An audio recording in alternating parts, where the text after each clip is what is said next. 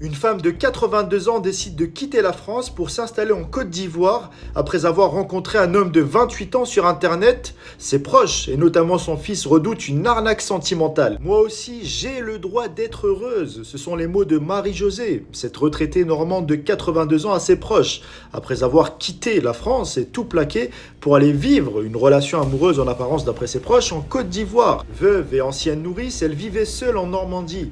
Après la perte de son chien et de son ami proche, elle tombe dans une profonde solitude. C'est alors qu'un inconnu commence à lui parler en ligne, elle se sent valorisée, écoutée, et elle tombe amoureuse. Son fils pense alors à une arnaque sentimentale et essaie de dissuader sa mère, mais cette dernière est convaincue, elle prend son billet, direction Abidjan. Mais en parallèle, son fils découvre des virements suspects vers des comptes ivoiriens, la disparition de 100 000 euros, une tentative de déblocage de son assurance vie et le retrait tous les mois de sa pension de 3 000 euros en moins de 48 heures. Mais Marie-Josée, d'après son fils, ne veut rien savoir. Elle est comme hypnotisée et veut juste, d'après ses mots, vivre sa vie. Le pire dans tout ça, c'est que personne ne peut agir parce qu'elle est majeure et jugée lucide, et la justice considère qu'elle est libre de ses choix, même si ceci semble absurde. En effet, sans preuve de maltraitance physique ou de perte de discernement, aucune mesure de protection ne peut être imposée.